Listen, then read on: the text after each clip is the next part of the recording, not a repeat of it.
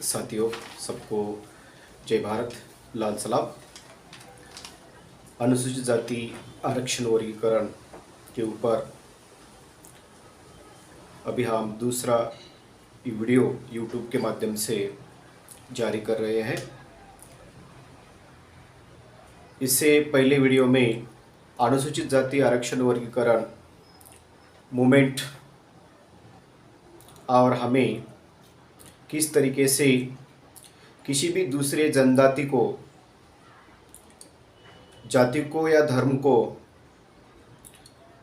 हमारे आरक्षण के आड़, हमारे आरक्षण के खिलाफ न बताते हुए कानूनी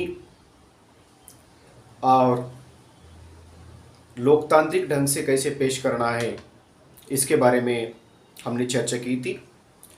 अब इस वीडियो के माध्यम से जिस तरीके से पूरे देश में भारतीय जनता पार्टी, हिंदू महासभा और दलित हिंदू महासभा की ओर से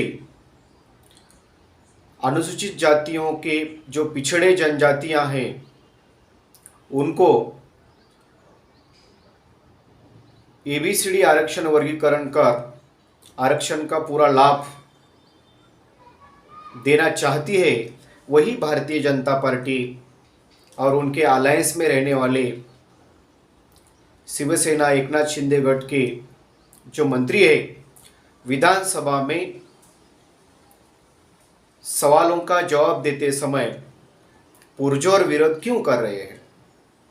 क्या भारतीय जनता पार्टी सच में अनुसूचित जातियों का एबीसीडी आरक्षण वर्गीकरण करना चाहती है या केवल पिछड़े जातियों का वोट बैंक भाजपा की ओर खींचना चाहती है? इस वीडियो के माध्यम से हम पूरी जानकारी लेने की कोशिश करेंगे। जिस तरीके से मैंने पिछले वीडियो में बताया है कि मंदाकृष्णा मादिगा को तेलंगाना में, आंध्र प्रदेश में अनुसूचित जातियों का एबीसीडी वर्गीकरण मूवमेंट चलाने के लिए भारतीय जनता पार्टी ने सपोर्ट किया है, लेकिन संसद में, लोकसभा में किसी भी भारतीय जनता पार्टी के खासदार ने ये प्रश्न को लेकर कोई भी बात नहीं की और मंदाकृष्णा मादिगा का विश्वास भारतीय जनता पार्टी के लीडर के ऊपर से, चाहे वो वेंकैया नायडू हो, राजनाथ सिंह हो और देश के पंतप्रधान नरेंद्र मोदी जी हो और अमित शाह, इनके ऊपर से जो मंदाकृष्णा मादिगा का विश्वास था वो पूरी तरीके से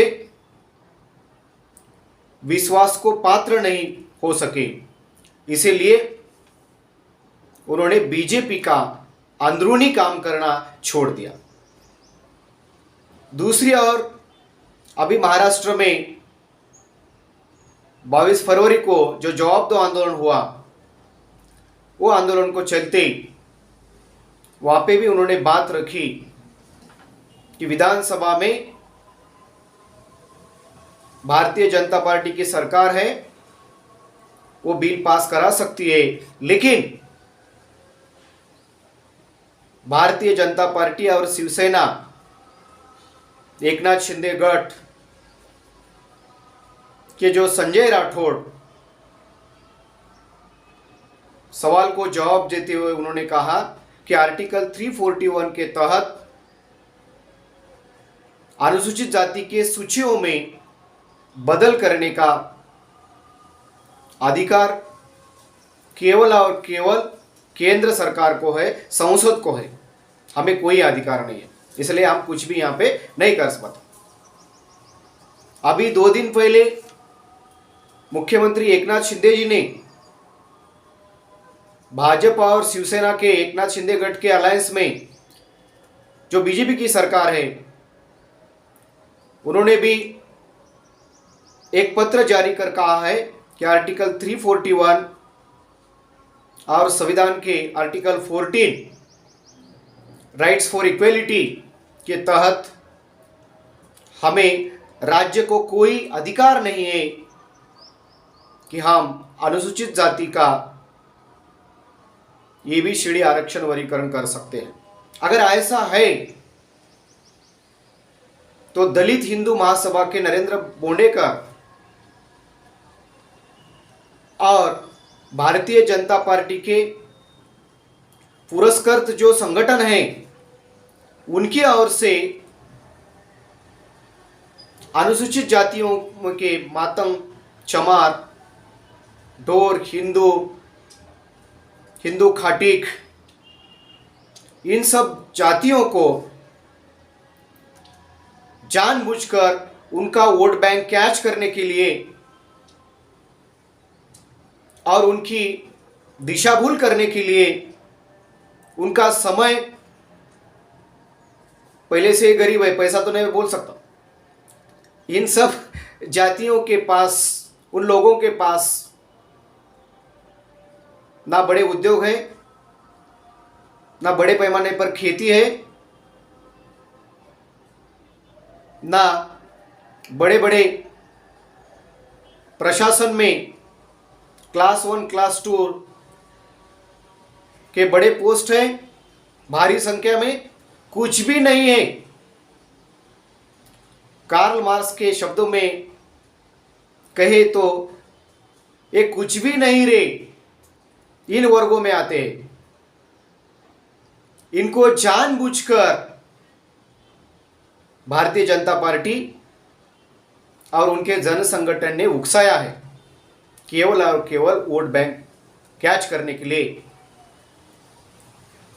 महाराष्ट्र के विधानसभा में पूरी तरीके से जवाब दो आंदोलन के खिलाफ पत्र उन्होंने जारी किया है।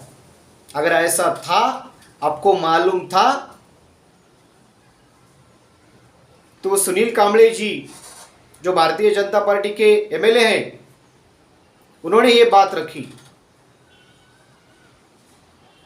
नरेंद्र बोंडेकर जी जो दलित हिंदू महासभा से बिलोंग करते हैं उन्होंने ये बात रखी। अगर ये पॉसिबल नहीं है तो क्यों हमारे छोटे पिछड़े जनजातियों की आप दिशा भूल कर रहे हैं, इसके ऊपर भी हमें विचार मंथन करना जरूरी है।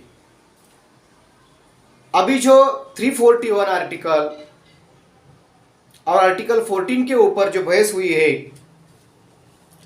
इसके बारे में कुछ कानूनी जानकारी लेने का मैंने कोशिश किया है और कुछ कानूनी जानकारी मैंने इकट्ठा की है। Chinnaiah versus state of Andhra Pradesh 2005 का ये बिल आंध्र प्रदेश में जो 57 जातियां हैं अनुसूचित जाति की, उसमें 4 भाग कर बैकवर्ड क्लास, शेड्यूल कास्ट में सबसे बैकवर्ड क्लास के 4 भाग कर उन्होंने आर्टिकल 15(4) आर्टिकल 16(4) के तहत ABCD 1, 4, 1, 2, 3, 4 ऐसे 4 भागों में बांटकर पिछड़े जातियों को विशेष आरक्षण शैक्षणिक और सामाजिक स्तर पर, प्रशासकीय स्तर पर आंध्र प्रदेश गवर्नमेंट ने बहाल किया था। लेकिन EV Chinnaiah versus state of Andhra Pradesh, ये केस सुप्रीम कोर्ट में चला। वहां पे आर्गुमेंट करते समय वायलेंस ऑफ आर्टिकल 14, फिर से आर्टिकल 14 का वहां पे वायलेंस हुआ है, जहां पे राइट्स ऑफ इक्वेलिटी के आधार पर यहां पे डिस्क्रिमिनेशन, भेदभाव नहीं कर सकते, ऐसा कोर्ट ने कहा है। आर्टिकल 341 के तहत कोई भी बदलाव करने का अधिकार स्टेट को नहीं है, ऐसा ही निर्णय सुप्रीम कोर्ट ने दिया है। दूसरा रेफरेंस मैं यहाँ पे आपको बता रहा हूँ, हमारे मातंग समाज के साथियों, अलग अलग संगठन के जो लीडर हैं, नेतागण हैं, उनको ये बात सुनना चाहिए कि हमें आगे कैसा जाना है तो किस तरीके से जाना है। और हमारे मातंग युवक युवतियों को भी, किसी ने हमारा छीना है, अभी तक उन्होंने खाया है, ये हमारे दिमाग में जो भारतीय जनता पार्टी के जो लीडर है, उनके जन संगठन है, हमारा ब्रेन वॉश कर रहे हैं, उनके ऊपर भी हमें ख्याल रखना चाहिए। दूसरा जो रेफरेंस यहाँ पे मैं बता रहा हूं, state of Punjab versus Dalvinder Singh. 2010 में जो कानून पंजाब और हरियाणा में बनाया गया था, जिसमें सेक्शन 4(5) और सेक्शन 5(4) के तहत अनुसूचित जाति के वाल्मीकि और मजहबी सिख समुदाय को फर्स्ट प्रेफरेंस देकर विशेष आरक्षण दिया गया था। लेकिन पंजाब और हरियाणा हाई कोर्ट ने इस बिल को खारिज कर दिया। इसके खिलाफ सुप्रीम कोर्ट में 2020 में जो रिजल्ट आया है, उसमें भी ये कहा गया है कि ये असंवैधानिक है। यहाँ पे भी आर्टिकल 341 और आर्टिकल 14 का वायलेंस हो चुका है। और इन बातों को नजर रखते हुए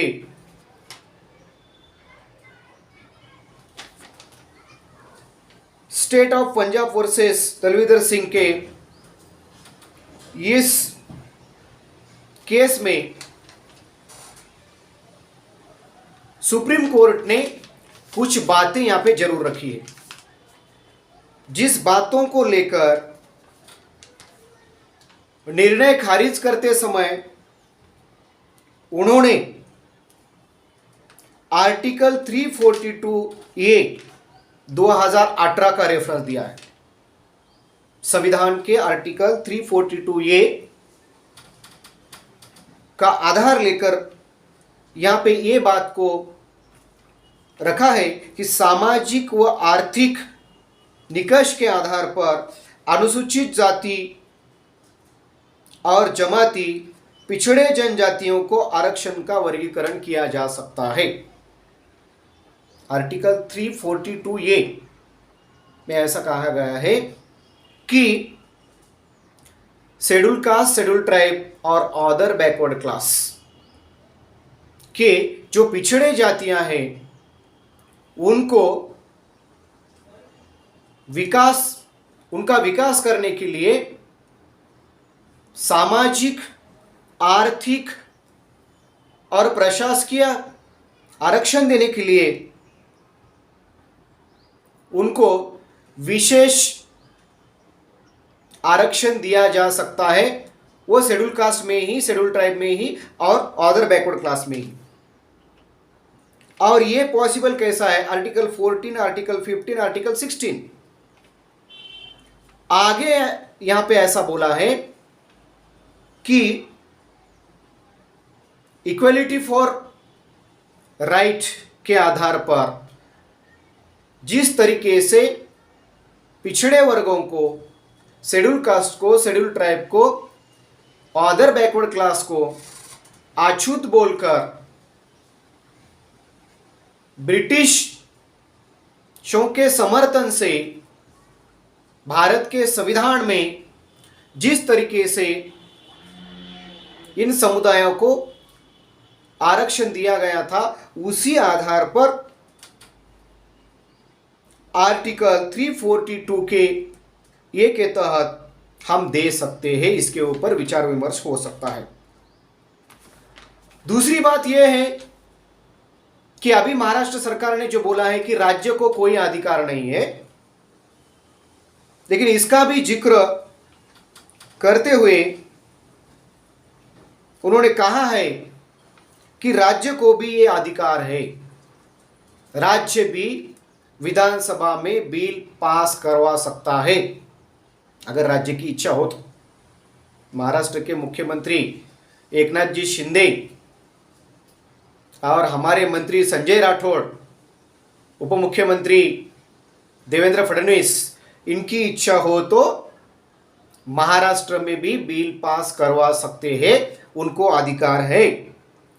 और ये बिल पास कर केंद्र को भेज सकते हैं। केंद्र में भी भारतीय जनता पार्टी की सरकार है। यहां पे आगे जो बोला है, आर्टिकल 16(4) में सामाजिक आर्थिक आधार पर पिछड़े वर्गों को आरक्षण दिया जा सकता है। ये राज्य को भी अधिकार है और संसद में भी बिल पास हो सकता है।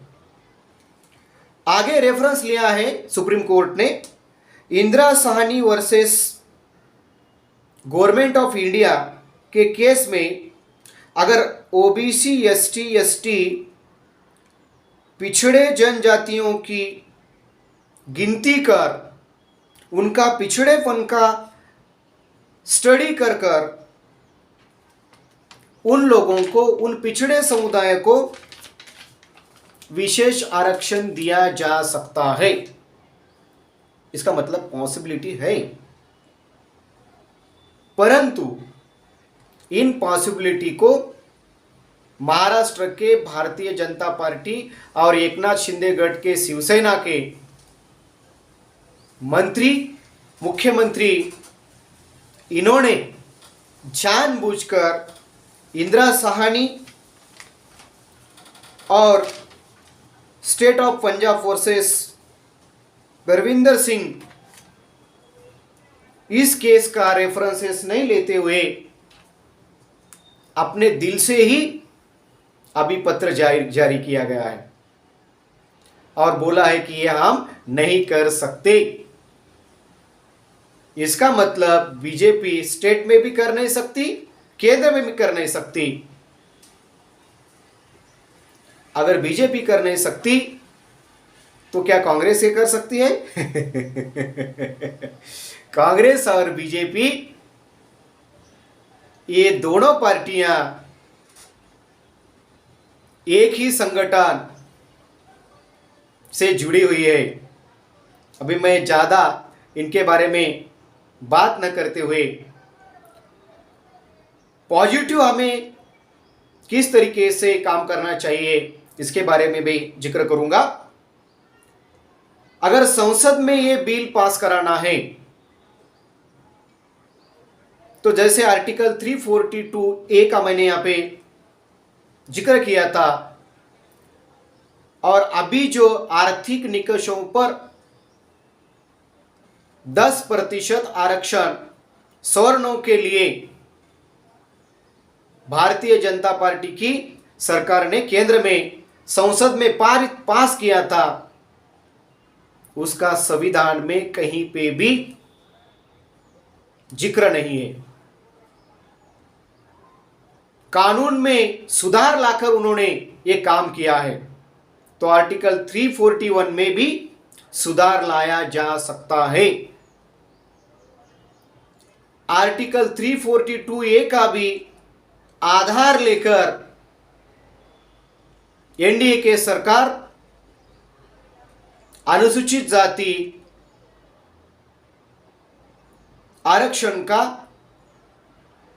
ABCD वर्गीकरण किया जा सकता है, लेकिन इसके लिए भारतीय जनता पार्टी की मानसिक तैयारी होनी बहुत जरूरी है। जब तक भारतीय जनता पार्टी की मानसिक तैयारी नहीं होती तब तक ये कुछ करने वाली नहीं है। बस आपस में मातंग, बौद्ध, चमार, होलार, ढोर, हिंदू खाटिक, इन सब को हम दूसरों से अलग कैसा है, हमारा इन्होंने खा लिया है, पूरा आरक्षण हमारा दूसरे ने खा लिया है, हमें कुछ नहीं मिला है, ये करते झगड़ते हम यही विषय को लेकर हम बैठे जिस तरीके से सरकारी कंपनियों का खाजीकरण होता जा रहा है, शिक्षा का खाजीकरण होता जा रहा है, इन विषयों को लेकर हम कुछ बात नहीं करें। इसलिए हमारे पिछड़े जातियों में आपस में लड़ाने का काम भारतीय जनता पार्टी कर रही है।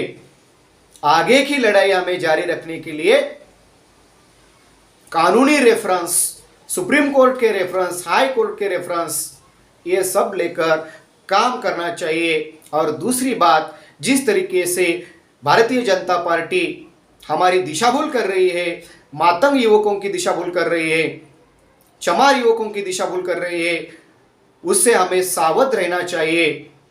और आगे के लड़ाई के लिए लोकतांत्रिक ढंग से, कानूनी ढंग से हमें लड़ना चाहिए। इतना ही इस विषय को लेकर मैं कहूँगा। फिर से सबको जय भारत, लाल सलाम।